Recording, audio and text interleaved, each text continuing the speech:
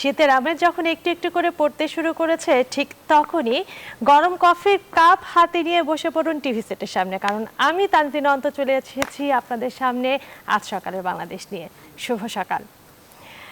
চলুন প্রথমেই জেনে নেই ইতিহাসের এই দিনে কোথায় কি ঘটেছিল।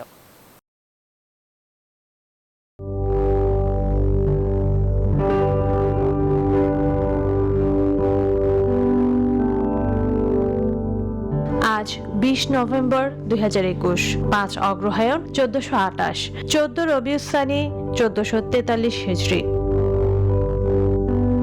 1818 সালের এই দিনে ভেনেজুয়েলা স্পেনের শাসনের বিরুদ্ধে স্বাধীনতা ঘোষণা করে। 1917 সালের এই দিনে ইউক্রেনকে প্রজাতান্ত্রিক রাষ্ট্র হিসেবে ঘোষণা করা হয়।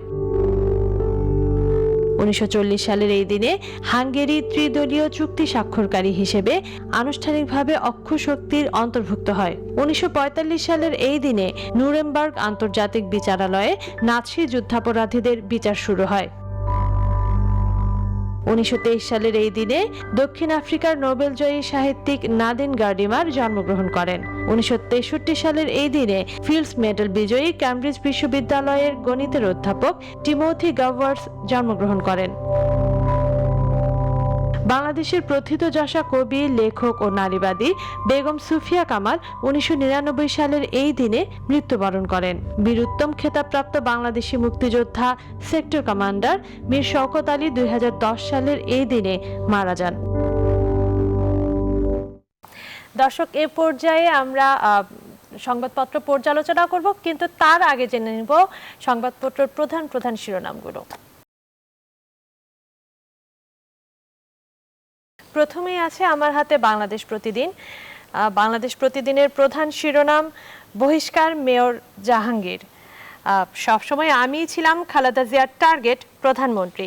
টিকটকের আড়ালে অপরাধী চক্র। শীতেই বাড়তে পারে সংক্রমণ, মার্চে তৃতীয় ঢেউয়ের আশঙ্কা। এ পর্যায়ে আছে কালের কণ্ঠ। কালের কণ্ঠের প্রধান শিরোনাম, ইউরোপে মানব পাচারে 18 চক্র সক্রিয়। লিবিয়া জলসীমায় 3000 বাংলাদেশি উদ্ধার। মেয়র জাহাঙ্গীরকে দল থেকে বহিষ্কার। এরপরে আছে প্রথম আলোর অনলাইন ভার্সন। আগামী বছর নজরে থাকবে যে 10 বিষয়। আলোচনায় জাহাঙ্গীরের মেয়র পদে থাকা না থাকা। এ পর্যায়ে আছে সমকাল। সমকালের প্রধান শিরোনাম, এক গাছে 5 বার ধান।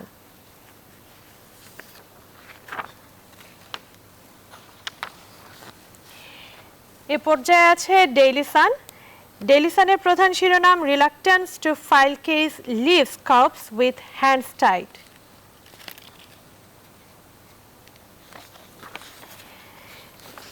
আছে দ্য ডেইলি স্টার। ডেইলি স্টারের প্রধান শিরোনাম, জাহাঙ্গীর শোন দ্য ডোর।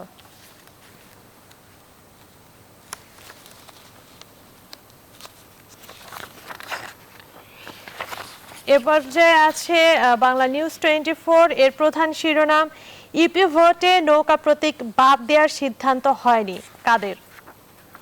আছে দ্য নিউ ইয়র্ক টাইমস। এর প্রধান শিরোনাম, Kyle Rittenhouse is acquitted on all counts. এই ছিল আমার হাতে থাকা শিরোনামগুলো। এখন প্রধান প্রধান শিরোনামগুলো নিয়ে আলোচনা করব আমাদের অতিথির সঙ্গে। আমাদের আজকের অতিথি আছেন ডক্টর নিজামুল হক ভূঁইয়া, অধ্যাপক, পুষ্টি ও খাদ্য বিজ্ঞান ইনস্টিটিউট, ঢাকা বিশ্ববিদ্যালয়। আপনাকে স্বাগত। ধন্যবাদ আপনাকে। আমাদের যে শিরোনামগুলো, প্রধান প্রধান শিরোনামগুলো তো আমরা শুনে নিলাম। তো আজকে প্রথমে আপনার সঙ্গে যে বিষয়টা নিয়ে আলোচনা করতে চাই, বাংলাদেশ প্রতিদিনের প্রধান শিরোনাম হচ্ছে টিকটকের আড়ালে অপরাধী চক্র। এই যে টিকটক অ্যাপ্লিকেশনটা, এর মাধ্যমে কিন্তু দিন দিন মাদক ব্যবসা বাড়ছে, নারী পাচার সহ বিভিন্ন ধরনের অপরাধ কিন্তু বেড়েই চলেছে, নিয়ন্ত্রণ করা যাচ্ছে না। তো এইটা নিয়ন্ত্রণে, টিকটকের এই অপরাধগুলো নিয়ন্ত্রণে আপনার কি মনে হয় যে আইন শৃঙ্খলা বাহিনীর কার্যতৎপরতা কতটুকু হওয়া উচিত? ধন্যবাদ তানজিনা অন্ত এবং আমাদের নিউজ 24 অসংখ্য দর্শকবৃন্দকে। আসলে আমরা দেখছি যে টিকটক বলুন আর বিভিন্ন ধরনের অ্যাপস ব্যবহার করে আমাদের এই মাদক যারা মাদকের ব্যবসা করছে, পাশাপাশি যারা ম্যান পাওয়ারের ব্যবসা করছে, এটা কিন্তু অনেক দিন থেকে চলছে। শুধু বাংলাদেশ না, পৃথিবীর সব দেশগুলোতেই এ ধরনের ঘটনাগুলো ঘটে। কিন্তু আমরা সম্প্রতি লক্ষ্য করেছি যে আমাদের যে মানব পাচার এবং এই যে আপনার মাদকের ব্যবসা, এটা খুব জমজমাট। বিশেষ করে রোহিঙ্গা, তারা যখন বাংলাদেশে আসলো, রোহিঙ্গাদের নাম দিয়ে ওদেরকেও বিভিন্ন সময় বিভিন্ন অনুষঙ্গ হিসাবে কিন্তু আমাদের অনেকে ব্যবহার করেছে। আমরা যখন দেখি যে কক্সবাজার থেকে কোনো গাড়ি আসতেছে, সেই গাড়িগুলো চেক করলে দেখা যায় মাদক পাওয়া যাচ্ছে। তাছাড়াও বিভিন্নভাবে সমুদ্রপথে কিন্তু এই মাদকগুলো আমাদের দেশে আসতেছে। এবং আমরা দেখতে পাচ্ছি যে করোনার সময় গত 1.5-2 বছরে আমাদের ছাত্রছাত্রীরা বাসায় বন্দী, কিন্তু সম্প্রতি যখন এই করোনা সংক্রমণটা একটু কমলো, আমরা দেখতে পাচ্ছি যে বিভিন্ন জায়গাগুলোতে এই মাদকের ব্যবসাটা বেড়ে গেছে। এবং কি আমাদের স্টুডেন্ট থেকে শুরু করে এবং কি এক ধরনের বেকার যারা আছে, দেখা যাচ্ছে যে তারাই এটাতে বেশি আসক্তি, এবং এক ধরনের মুনাফা লোভীরা কিন্তু ওদেরকে বিভ্রান্ত করেই কিন্তু এই ব্যবসাগুলো চালিয়ে যাচ্ছে। এমনকি এদের সাথে সমাজের অনেক রুই কাতলা জড়িত আছে। এমনকি আমরা আইন শৃঙ্খলা বাহিনীর লোকজন অনেকে আন্তরিকতার সাথে চেষ্টা করে যাচ্ছে এটাকে ঠেকানোর জন্য। আবার দেখা যায় আইন শৃঙ্খলা বাহিনীর লোকদের একাংশ এদের সাথে সুন্দরভাবে সক্রিয়ভাবে গোপনে জড়িত থেকেই তাদেরকে সহায়তা করছে। এখন সরকারের ভিতরে থেকে বা আইন শৃঙ্খলা বাহিনীর লোকেরা যদি সক্রিয় না থাকে, তারা যদি সশস্ত্র না থাকে, তারা যদি সহযোগিতা না করে এবং তাদের আইনের শাসনের প্রতি তারা শ্রদ্ধাশীল না, তাহলে কিন্তু সেটা চলবেই। আমরা আশা করব যে, আমার মনে হয় সরকারকে দায়িত্বশীল আচরণ করে, সরকারের যারা আইন শৃঙ্খলা বাহিনীর দায়িত্বে আছে, বিশেষ করে পুলিশ, র্যাব এবং বিজেপি, কারণ আমরা জানি যে বিজেপি বর্ডার গুলো মেনটেন করে এবং বর্ডার গুলো দিয়েই কিন্তু এই মাদকগুলো ঢুকে বা পাচার হয়, পাচার করা হয়। আর পাশাপাশি ম্যান পাওয়ারের কথা যেটা আপনি বলছেন, ম্যান পাওয়ারের কথাটাও আমাকে বলতে হচ্ছে যে আমরা দেখেছি যে গত কয়েক বছরে দেখা যাচ্ছে যে রোহিঙ্গারা যখন বাংলাদেশে আসলো, আমাদের কক্সবাজার থেকে নৌকা করে তারা মালয়েশিয়াতে যাচ্ছে। তারপর আমরা মালয়েশিয়াতে যখন গেলাম, মালয়েশিয়াতে গিয়ে গল্প শুনলাম যে ইন্দোনেশিয়া থেকে, ইন্দোনেশিয়ার ম্যান পাওয়ারের লোকেরাও কিন্তু ইন্দোনেশিয়াতে মালয়েশিয়াতে আসে। আর থাইল্যান্ডে গিয়ে দেখলাম যে থাইল্যান্ডের জঙ্গলে বিভিন্ন দেশ থেকে কিন্তু মানবরা এসে তারা থাইল্যান্ড হয়ে পৃথিবীর বিভিন্ন রুট গুলোতে তারা যেয়ে থাকে। তাছাড়া ধরুন আমরা দেখেছি যে লিবিয়ার কথা আপনি আজকে বললেন, লিবিয়াতে আমরা নৌকাডুবির ঘটনা পর দেখেছি, আমাদের বহু বাংলাদেশি নাগরিক মৃত্যুবরণ করেছে। অর্থাৎ মাদক এবং ম্যান পাওয়ার এটা কিন্তু খুব একই সাথে সম্পৃক্ত একটা উদাহরণ আমরা পেয়ে থাকি। কারণ আমরা দেখছি যে যারা মাদকের ব্যবসা করছে এরা এক ধরনের চক্র, আবার ম্যান পাওয়ারের ব্যবসা করছে এরা আরেক ধরনের চক্র। এই দুই চক্রই কিন্তু রাষ্ট্রের জন্য খুবই ক্ষতিকর, কারণ বহু মূল্যবান যে মানুষের জীবন একদিকে মাদকের সেবনের কারণে আমাদের সমাজের অবক্ষয় হচ্ছে, আমাদের যারা জীবনী শক্তি হারিয়ে যাচ্ছে এবং নিষ্ক্রিয় হয়ে যাচ্ছে, একসময় মৃত্যুর মুখে কিন্তু তারা মাদক সেবনের পর মৃত্যুর মুখে তারা ডলে পড়ছে। আর পাশাপাশি মানব পাচারের যে বিভিন্ন চিত্রটি, সেটাও কিন্তু আমাদেরকে দেখা যাচ্ছে কেউ গুলিবিদ্ধ হয়ে বর্ডারে মারা যাচ্ছে, কেউ নৌকাডুবিতে মারা যাচ্ছে, কেউ কিন্তু তার কাঙ্ক্ষিত জমি জমা বিক্রি করে দালালদের হাতে উঠিয়ে দিচ্ছে। এবং এই দালালরা কিন্তু আন্তর্জাতিক চক্রের সাথে জড়িত, শুধু বাংলাদেশের লোকাল দালালরা না, এদের সাথে আন্তর্জাতিক দালালরাও জড়িত। আমরা জানি যে আমাদের দেশ থেকে মেক্সিকো অনেকে আমেরিকার গল্প আমরা শুনেছি যে মেক্সিকোর বর্ডারে কিন্তু দালালরা সক্রিয় থাকে এবং তারাই কিন্তু তাদেরকে হাতছানি দিয়ে বলে তোমরা আসো, আমরা তোমাদের সহযোগিতা করব, এবং টাকার বিনিময়ে কিন্তু এই সমস্ত লোকগুলো বিদেশে যাচ্ছে। সবাই কাঙ্ক্ষিত লক্ষ্যে কিন্তু পুষতে পারে না, অনেকে যেতে পারে অনেকে যেতে পারে না। যারা যেতে পারছে না তারা সর্বত্র হারিয়ে দেশের জমি জামা ভিটা বিক্রি করে কিন্তু তারা কিন্তু যাচ্ছে, বিনা পয়সা তো কেউ কাউকে নিয়ে যাচ্ছে না। একসময় আমরা দেখেছি যে 1900 দশকে ফ্রান্স যখন নির্মাণ করছিল, কানাডা যখন ডেভেলপমেন্ট করছিল, তখন তারা শ্রমিক নিয়ে আসতো জাহাজে ভর্তি করে, তাও অনেক কৃতদাসের মতো তাদেরকে নিয়ে যেত, কিন্তু সেটা এক ধরনের নিষ্ঠুর আচরণ ছিল। কিন্তু এখন দেখছি যে আরেক ধরনের নিষ্ঠুর আচরণের বৈরীর শিকার হচ্ছে আমাদের এই মানব সমাজ। আচ্ছা, আমরা কথা বলছিলাম টিকটক নিয়ে। এই টিকটকের ব্যাপারে আরেকটু জানতে চাই যে টিকটকের ব্যবহারকারীরা কিন্তু বেশিরভাগ দেখা যায় স্কুল কলেজের স্টুডেন্টরা, কিশোর কিশোরীরা। তো এক্ষেত্রে অভিভাবকদের কতটা সচেতন হওয়া জরুরি আপনার মনে হয়? আমি মনে করি যে আমার মনে হয় বাচ্চাদেরকে, বিশেষ করে আমার নিজেরও একটা সন্তান আছে, ক্লাস 8-এ পড়ে, আমার মনে হয় যে আমাদের মোবাইলের যে ব্যবহারটা, সে মোবাইলের ব্যাপারটা কোনোভাবে আমার মনে হয় এইচএসসি পাশ করার আগে দেওয়া উচিত না। চায়নাতে স্টুডেন্টদেরকে দ্বারা 12 ইয়ার্স 15 ইয়ার্স এর আগে চায়নাতে তাদের মোবাইল ব্যবহার করার সুযোগ করে দিচ্ছে না, কারণ এই মোবাইলের ভিতরে কিন্তু অনেক ধরনের অ্যাপস থাকে। এমনকি টিকটকের কথা বলছেন, এগুলো মোবাইলের সাথে সমন্বয় করে কিন্তু তারা এই কাজগুলো করছে। এমনকি এদের দেখা যাচ্ছে যে যুব সমাজ এবং আমাদের যে শিশুরা, এদেরকে শিশুই বলবো, কিশোর শিশুর এই বয়সটা কিন্তু অত্যন্ত সন্ধিক্ষণ বয়স। সে বয়সটিতেই কিন্তু এরপরে মানুষ তার পূর্ণ যৌবনে প্রবেশ করে, তারপরে তার দিক নির্দেশনা হয় কি করবে। একজন স্টুডেন্ট যখন অন্যদিকে আসক্তি হয়ে যায় তখন তার লেখাপড়ার আগ্রহটা কমে যাবে। আর গার্জিয়ানদেরকে দেখে দেখা যাচ্ছে বাবা মা দুজনে চাকরি করে বাইরে চলে যাচ্ছে, অথবা বাবা চাকরি করতেছে, মায়ের কথা ছেলে শুনছে না, মেয়ে শুনছে না। আমার মনে হয় গার্জিয়ানদেরকে কিন্তু কাউন্সেলিং করা উচিত আমাদের সন্তানদেরকে। এবং স্কুলের শিক্ষকদেরও দায়িত্ববোধ আছে ক্লাসে ক্লাসে ছাত্রদেরকে সচেতন করা যে কোনটা অপরাধ, কোনটা অপরাধ না, কোনটা করলে খারাপ দিক, কোনটা ভালো দিক, সেই দিকটাও আমাদের বিবেচনা করে কাজ করা উচিত। আর ওটা সমাজের যারা দায়িত্ববান লোকজন আছে, বিশেষ পাড়া প্রতিবেশী, আমাদের ইউপি চেয়ারম্যানরা আছে গ্রামে, আমাদের কাউন্সিলররা আছে এলাকাতে, পৌর মেয়ররা আছে বা ইউনিয়নের চেয়ারম্যানরা আছেন, সামাজিক দায়িত্ববোধটা কিন্তু একসময় খুব সচেতন ছিল এবং মানুষ একসময় সেটা মানতো। সেটাও কেন জানি আমার কালের আবর্তে মনে হয় সেটা হারিয়ে যাচ্ছে। শুধু যে পরিবার করবে, আমরা যাচ্ছি যে গ্রামের যে কমিউনিটির লিডাররা, কমিউনিটির মাতবররা, কমিউনিটির যারা মুরব্বীদের কথা শুনতো, মসজিদের ইমামদের কথা শুনতো। বাচ্চাদেরকে ভোরবেলা আমরা দেখতাম, আমরা যখন ভোরবেলা ছিলাম, বিভিন্ন ধর্মের, হয়তো হিন্দু ধর্মের লোকেরা পূজাতে বাচ্চাদেরকে নিয়ে যেত, মুসলমানরা তাদের বাচ্চাদেরকে ভোরবেলা ঘুমিয়ে থেকে উঠিয়ে মসজিদে নিয়ে যেত যে নামাজ পড়ো, ধর্মের পথে অনুসরণ করো।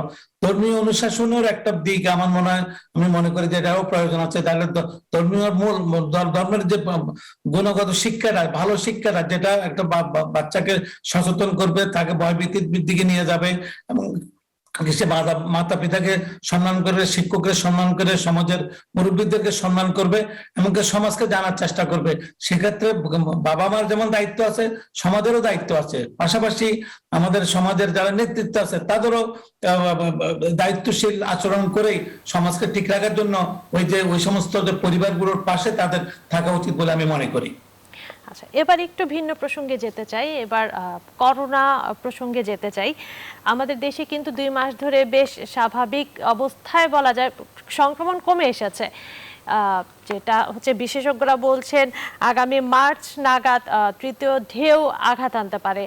এখন এর মধ্যে কিন্তু পশ্চিমা বিশ্বে সংক্রমণ কিন্তু বাড়ছেই। তো বাংলাদেশে যাতে আর তৃতীয় ঢেউ আসতে না পারে বা সংক্রমণ আর বাড়তে না পারে আবারও, এজন্য কি কি পদক্ষেপ নেওয়া যেতে পারে?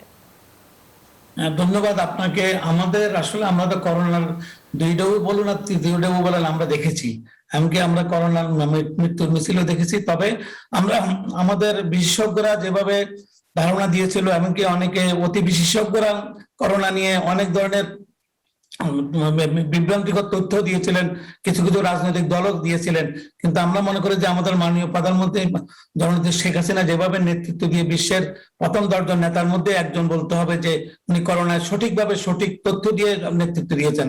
আমি একটা এক্সাম্পল আপনাকে দেব যে আমি সম্প্রতি যুক্তরাজ্যে ঘুরে এসেছি, ম্যানচেস্টারে এবং বার্মিংহামে গিয়ে দেখেছি যে মানুষ কেউই মাস্ক পরছে না। আমরা একটা রেস্টুরেন্টে গেলাম, যাওয়ার পরে আমাদেরকে ওয়েটার বললো যে স্যার মাস্ক লাগবে না, মাস্ক খুলে আপনার বসুন, কোনো সমস্যা নেই। অর্থাৎ কিন্তু তাদের ডাবল ডোজ টিকা দেওয়া হয়েছে এবং ওদের 50,000 থেকে 60,000 দৈনিক সংক্রমিত হচ্ছে। এবং দেখা যাচ্ছে হ্যাঁ ওদের বেশিরভাগে মানে মৃত্যুর হার খুবই কম, যেহেতু ডাবল ডোজ টিকা দিয়েছে। আমাদের মার্চ মাসের মধ্যে আমরা আশা করবো যে আমাদের 7-8 কোটি টিকা দেওয়া হয়ে যাবে। আমাদের টিকার হারটা যত বাড়বে আমাদের সংক্রমণ হারটা কমবে। আর আমরা যেটা গাদাগাদি করে, কারণ আমাদের বিশ্ববিদ্যালয়গুলো খুলে দেওয়া হয়েছে, শিক্ষা প্রতিষ্ঠানগুলো একদিন করে ক্লাস নিচ্ছে স্কুলগুলোতে।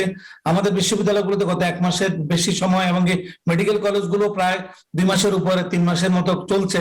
আমাদের এই ধরনের সংক্রমণ কিন্তু এখন পর্যন্ত দেখা যাচ্ছে না। মার্চ মাসে যদি করোনা সংক্রমণ হারটা বাড়ে, আমাদের মধ্যে টিকার ইয়েটা বেড়ে যাবে।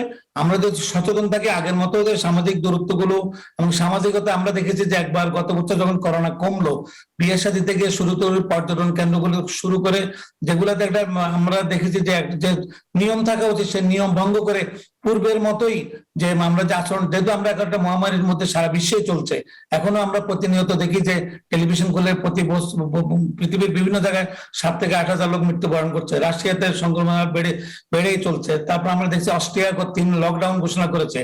আমরা আশা করব আমরা যদি সচেতন থাকি, আমাদের স্বাস্থ্যবিধিগুলো আমরা মেনটেন করি, আমাদের ফিজিক্যাল এক্সারসাইজ, ভিটামিন ডি যে আমাদের স্বল্পতা ছিল এবং শীতকাল, সেখানের মধ্যে দেখা যাচ্ছে যে অন্ধকার থাকে, অনেক সময় মেঘাচ্ছন্ন থাকে, আমাদের সেই ভিটামিন ডিটাও কিন্তু আমাদের করোনাতে আমাদেরকে খুব সহযোগিতা, যেহেতু আমি একজন পুষ্টিবিদ, সেই পুষ্টিবিজ্ঞান আমি সামান্য পড়াশোনা করেছি, সে কারণে আমরা বলবো সেটাও একটা দিক আমাদের একটা ভালো দিক হবে যে আমরা সূর্যের আলোতে প্রতিদিন আধা ঘন্টা যেন সকালের দিকে আমরা থাকতে পারি, সেদিকটা আমরা রাখবো। ফিজিক্যাল এক্সারসাইজটা আমরা করবো। ফিজিক্যাল এক্সারসাইজে আমরা দেখেছি যারা খুব ফিজিক্যালি ফিট ছিল তাদেরকে করোনায় কোনোভাবে কাবু করতে পারে নাই। আর যারা এসির ভিতরে ছিল, এসির বাড়িতে ছিল, এসির থেকে গাড়িতে উঠতেছে, এসি অফিসে যাচ্ছে, তাদের ভিটামিন ডি বা বিভিন্ন ভাবে তাদের ফিজিক্যাল এক্সারসাইজটাও তারা ওইভাবে করতেন না, তারাই কিন্তু করোনা মহামারীতে বা তারা রোগ প্রতিরোধ করতে পারে নাই, তারাই মৃত্যুবরণ করেছেন।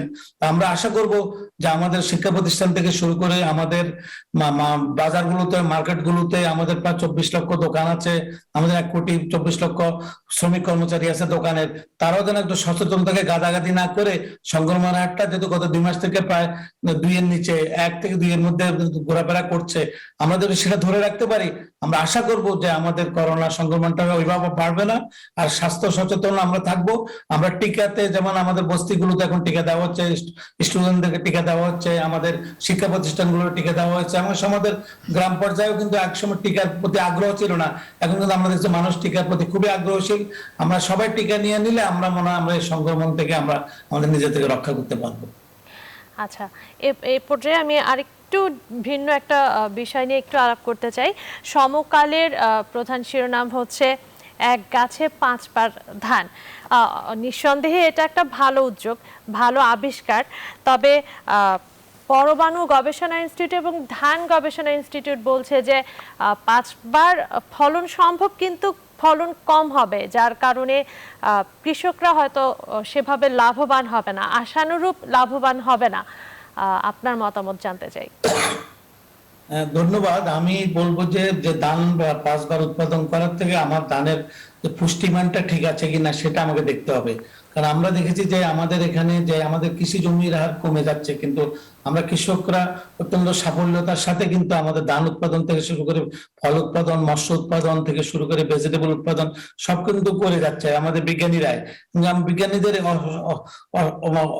অবদানের জন্য কিন্তু আমরা আজকে খাদ্য স্বয়ংসম্পূর্ণতা অর্জন করেছি। আমরা আলু উৎপাদনে বা আমাদের 97 লক্ষ টন আলু আমাদের উৎপাদন হয়েছে গত বছর, এমনকি দেখা যাচ্ছে আমাদের প্রয়োজন হচ্ছে 90 লক্ষ টন, 7 লক্ষ, মানে আমাদের 7 লক্ষ টন আলু বেশি উৎপাদন হয়েছে। তারপর দেখেছি আমাদের ধান উৎপাদনের আমাদের প্রয়োজন, আমাদের গত বছরের আগের বছর আমাদের 36 লক্ষ মেট্রিক টন ধান উৎপাদন হয়েছে, কিন্তু আমাদের চাহিদা হলো 27 লক্ষ মেট্রিক টন। তো সুতরাং আমরা মনে করি যে আমাদের যে 5 জাতের ধান বছরে হবে, কিন্তু যদি উৎপাদনটা যদি কম হয়ে থাকে তাহলে আমাদের যদি আমাদের কৃষকের ব্যবহার উপযোগী না হয়ে থাকে, এবং যে আমাদের সোসাইটিতে এবং কৃষকদের যেটা উৎপাদন করে তার যে লভ্যাংশ এবং কি আমাদের খাদ্য উৎপাদনের সহযোগিতার যেটা যতটুকু ধান উৎপাদন হওয়া প্রয়োজন সেটা যদি না হয়, তাহলে ওই ধরনের মানে আমার মনে হয় এগুলো হয়তো আংশিক ভাবে হয়তো উৎপাদন করা যেতে পারে। কিন্তু যদি আমাদের কৃষিতে যদি ওইটা যদি সহায়ক না হয় তাহলে সেটার খুব একটা সাফল্য মনে হয় আমি মনে করি না। তবে আমি মনে করি যে এই ধানগুলোর পুষ্টিমানটা দেখতে হবে। পাশাপাশি আপনাকে আমাদের যে কৃষিবিদরা আছেন ওনারাই ভালো বলতে পারবেন। আমি পুষ্টিগত মানের কথাটাই বলবো, কৃষিবিদরা ভালো করে ওনারা গবেষণা করে বিবেচনা করে যেটা দেশের জন্য ভালো হবে, আমাদের খাদ্য উৎপাদনের জন্য ভালো হবে, খাদ্য ফলনটা যদি বেশি করা যায় তা সেটাই আমাদের সহায়ক হবে বলে আমি মনে করি। ধন্যবাদ স্যার আপনাকে আমাদের সঙ্গে যোগ দেওয়ার জন্য। হ্যাঁ, ধন্যবাদ আপনাকেও। ধন্যবাদ। দর্শক, এবারে জানিয়ে দিতে চাই আজকের আবহাওয়া। দেশে আগামী 2 থেকে 4 দিন দিনের বেলা হালকা গরম ও রাতে হালকা শীতের অনুভূতি পাওয়া যাবে। সারা দেশে একযোগে তাপমাত্রা কমতে থাকবে 23 থেকে 25 নভেম্বরের মধ্যে। শীতের তীব্রতা বাড়তে পারে ডিসেম্বরের শুরুতে। আবহাওয়া অধিদপ্তরের পূর্বাভাসে এসব কথা বলা হয়েছে। অধিদপ্তর বলছে এবার অন্যান্য বছরের তুলনায় শীত বেশি পড়তে পারে। দেশে গতকাল সবচেয়ে কম তাপমাত্রা ছিল পঞ্চগড়ের তেঁতুলিয়ায় 13.8 ডিগ্রি সেলসিয়াস। রাজধানীর সর্বনিম্ন তাপমাত্রা 18 ডিগ্রি সেলসিয়াসে নেমেছিল।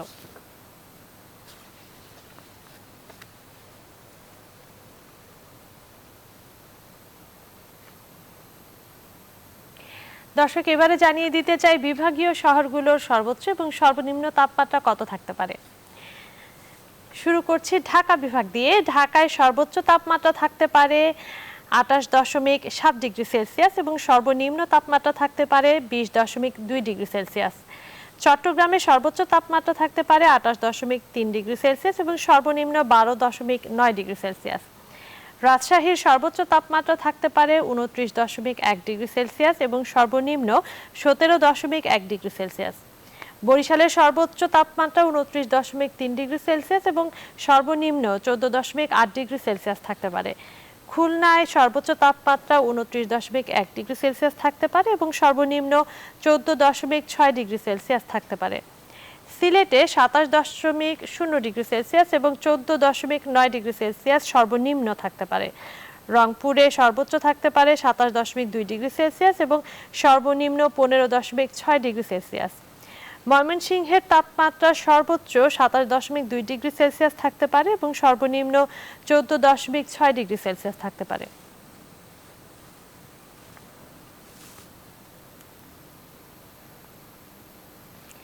দর্শক, জানিয়ে দিতে চাই আজকের সূর্যোদয় এবং সূর্যাস্তের সময়।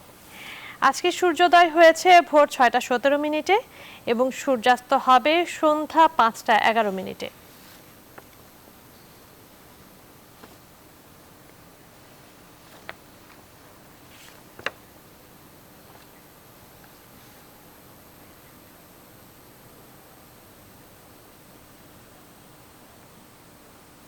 দর্শক, এবারে জানিয়ে দিতে চাই আজকের রাশিফল।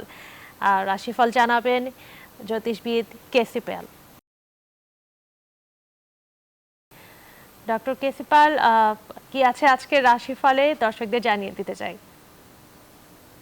অসংখ্য ধন্যবাদ। সেই সঙ্গে নিউজ 24 এর পক্ষ থেকে সকল দর্শকদের জন্য আন্তরিক শুভেচ্ছা ও অভিনন্দন। সর্বপ্রথম মেষ রাশি জাতক জাতিকা যারা আছেন তাদের জন্য আজকের দিনটিতে গৃহবাড়িতে কোনো না কোনো মাঙ্গলিক অনুষ্ঠানের আয়োজন হতে পারে, যার ফলে সাজ রব করতে পারে। এমনকি প্রেমিক প্রেমিকাদের প্রেমের স্বীকৃতি মিলতে পারে, বিবাহযোগ্য পাত্রপাত্রীদের বিবাহের কথাবার্তা পাকাপাকি হতে পারে। সেই সঙ্গে কর্ম ব্যবসা বাণিজ্য ব্যাপক দেশে দূরভ্রমণ হওয়ার এক বিশেষ সম্ভাবনা রয়েছে। তথাপিও রাগ জেদ ক্রোধ অহংকার বর্জন করতে হবে, অবশ্য শত্রুরা পরাস্ত হতে বাধ্য হবে। এবার বৃষ রাশির জাতক জাতিকা যারা আছেন তাদের জন্য আজকের দিনটিতে বিশেষ করে কেরিয়ার, বিজনেস এবং অর্থ ভাগ্যে চমকপ্রদ সফলতা লাভ করবেন। সেই সঙ্গে দীর্ঘদিনের ধার কর্জ ঋণ মুক্তির পথ প্রশস্ত হবে।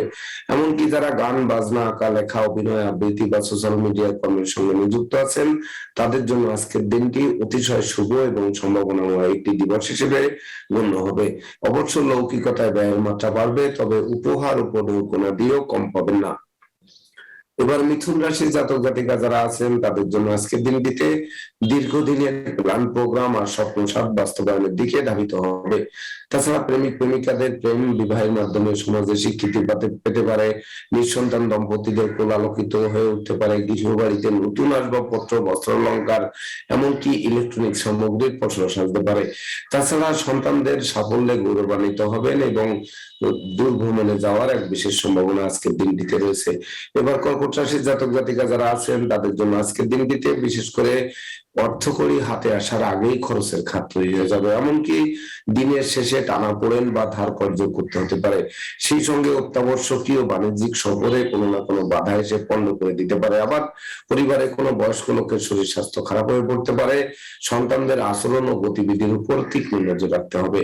এবার সিংহ রাশির জাতক জাতিকা যারা আছেন তাদের জন্য আজকের দিনটিতে যাদের পাওনা টাকা আদায় হচ্ছে না, কাজ বাজ আটকে আছে, সচল হচ্ছে না, এগুলো সচল হবে। এমনকি প্রেম, রোমান্স, বিনোদন, ভ্রমণ, বিনিয়োগ, বন্ধুত্ব শুভ ফল প্রদান করবে। এমনকি মামলা মোকদ্দমা, কোর্ট কেস ও শালীর বিচারের রায় পক্ষে আসবে। তাছাড়া সম্ভাব্য ক্ষেত্রে পরিবারে ছোট্ট নতুন মুখের আগমন ঘটতে পারে, এমনকি যারা সুনাম যশ খ্যাতি প্রতিপত্তি হারিয়েছিলেন সেগুলো পুনরায় ফিরে পাওয়ার এক বিশেষ সম্ভাবনা রয়েছে। এবার কন্যা রাশির জাতক জাতিকা যারা আছেন তাদের জন্য আজকের দিনটিতে বিশেষ করে কর্মপ্রত্যাশীরা কর্ম পাবেন, এমনকি হারানো কর্ম পুনরুদ্ধার হবে, কর্মের সাসপেনশন দূর হতে পারে, কর্ম ব্যাপক দেশে দুর্ভ্রমণ হতে পারে, সেই সঙ্গে নিত্য নতুন ব্যবসা বাণিজ্যের পরিকল্পনাও বাস্তবায়িত হতে পারে। সেই সঙ্গে শিক্ষার্থীদের মনোবল গুণ চাঙ্গা হয়ে উঠবে, এমনকি লেখক গবেষক সাহিত্যিক উপন্যাসিক বা আইন পেশার সাথে যারা নিযুক্ত আছেন তাদের জন্য দিনটি অতিশয় স্মরণীয় একটি দিবস হিসেবে গণ্য হবে। এবার তুলা রাশির জাতক জাতিকা যারা আছেন তাদের জন্য আজকের দিনটিতে বিশেষ করে দীর্ঘদিনের দুর্যোগ কাটতে আরম্ভ করবে, সেই সঙ্গে মনোবল বাড়বে, জনবল বাড়বে, এমনকি অর্থবলের গ্রাফও চাঙ্গা করে তুলবে। এমনকি আজকের দিনে আপনারা একটি গাছ রোপণ করলে সেই গাছটি অদূর ভবিষ্যতে ফুল দিতে পারে, ফল দিতে পারে। তাছাড়া সংকট কালে ছায়া দিয়ে বাঁচাবে, এমনকি আপনাদের রাগ জেদ ক্রোধটা দমিত থাকবে। এবার বৃশ্চিক রাশির জাতক জাতিকা যারা আছেন তাদের জন্য আজকের দিনটিতে আপনাদের পদে পদে ভুল হতে পারে, এমনকি সেই ভুল সিদ্ধান্তের দরুন কোনো ক্ষতি সাধিত হতে পারে, পরবর্তীতে পস্তাতে হতে পারে। তাই তো ভ্রমণকালীন সতর্কতার সাথে চলতে হবে, চোর চিটিং বা জগান পার্টি এদের থেকে দূরে থাকার চেষ্টা করতে হবে, এমনকি অর্থকরী সতর্কতার সাথে নড়াচড়া করতে হবে। আর দাম্পত্য সুখ শান্তি প্রতিষ্ঠা বজায় রাখতে জীবন সাথীর মতামতকে গুরুত্ব দিতে হবে। এবার ধনুরাশির জাতক জাতিকা যারা আছেন তাদের জন্য আজকের দিনটিতে যারা বিবাহযোগ্য পাত্র পাত্রী আছেন তারা বিবাহের পূর্ব প্রস্তুতি নিন, অচিরেই বিবাহের ডাক পড়বে, এমনকি জীবন সাথী ও শ্বশুরালয় থেকেও প্রচুর সাহায্য সহযোগিতা পাবেন। সেই সঙ্গে যাদের জীবন সাথী ও জীবন সঙ্গীরা দীর্ঘদিন কর্মপ্রাপ্তির আশায় ঘুরপাক খাচ্ছেন তাদের কর্মপ্রাপ্তির বাসনা পূর্ণ করবে। সেই সঙ্গে গৃহবাড়ি অতিথি সমাগমের মুখর হয়ে থাকবে, আপনাদেরকে অতিথি সেবায় ব্যস্ত হয়ে থাকতে হবে, তবে লৌকিকতায় ব্যয়ের মাত্রা বাড়তে পারে। এবার মকর রাশির জাতক জাতিকা যারা আছেন তাদের জন্য আজকের দিনটিতে শরীর স্বাস্থ্য বিশেষ ভালো না থাকায় কোনো কাজে মন বসানো কঠিন হবে। তাছাড়া শ্রমিক কর্মচারী ড্রাইভার গৃহশিক্ষক গৃহকর্মীদের প্রতি তীক্ষ্ণ নজর রাখতে হবে, এমনকি দুর্ঘটনা ও অপ্রীতিকর ঘটনা এড়াতে ভিড় ভাড় মিছিল মিটিং বর্জন করতে হবে।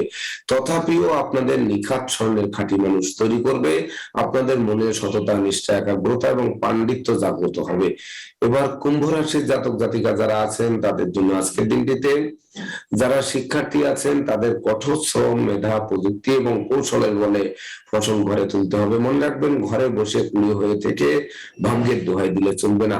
তাছাড়া পিতামাতার সাথে কারণে অকারণে মতানৈক্য তৈরি হতে পারে, গৃহবাড়ি ত্যাগ করার বাসনা জাগতে পারে। তথাপিও মামলা মোকদ্দমার রায় পক্ষে আসবে, কর্ম এবং ব্যবসা বাণিজ্যের বড় কোনো অর্ডার হাতে আসায় বস আপনাদের প্রতি প্রসন্ন হয়ে আপনাদের মনোবাঞ্ছা পূর্ণ করে দেবে, যার ফলে দিনটি আপনাদের জন্য মৌজ মসজিদে উপভোগ করার এক সুবর্ণ সুযোগ অপেক্ষা করবে। তবে বন্ধু বান্ধব থেকে সতর্ক থাকতে হবে।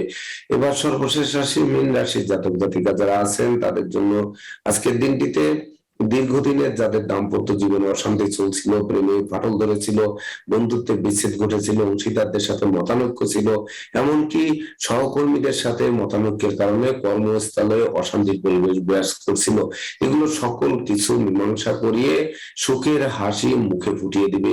সেই সঙ্গে মামলা মোকদ্দমা কোর্ট কেসে যারা ভুগছিলেন তা সেগুলো মীমাংসার দিকে ধাবিত হবে, এমনকি লম্বা দূরত্বের সফরে নিজের ড্রাইভ করা থেকে বিরত থাকতে হবে, ভাই বোনের শরীর স্বাস্থ্যের উপর তীক্ষ্ণ নজর রাখতে হবে। তথাপিও ভাগ্য লক্ষ্মী কৃপায় সকল প্রতিকূলতা কাটিয়ে দিনটি স্মৃতির পাতায় লিপিবদ্ধ করে রাখতে সক্ষম হবেন। রাশিফল সংক্রান্ত তথ্য এই পর্যন্তই। ধন্যবাদ ডক্টর কেসি পাল। দর্শক, ডক্টর কেসি পাল জানিয়ে দিচ্ছিলেন আজকের রাশিফল। ঘড়ির কাঁটা বলছে বিদায় নিতে হবে, তবে আগামীকাল একই সময়ে আজ সকালের বাংলাদেশ নিয়ে আবারও হাজির হয়ে যাব। সে পর্যন্ত ভালো থাকুন, সুস্থ থাকুন আর অবশ্যই স্বাস্থ্যবিধি মেনে চলুন।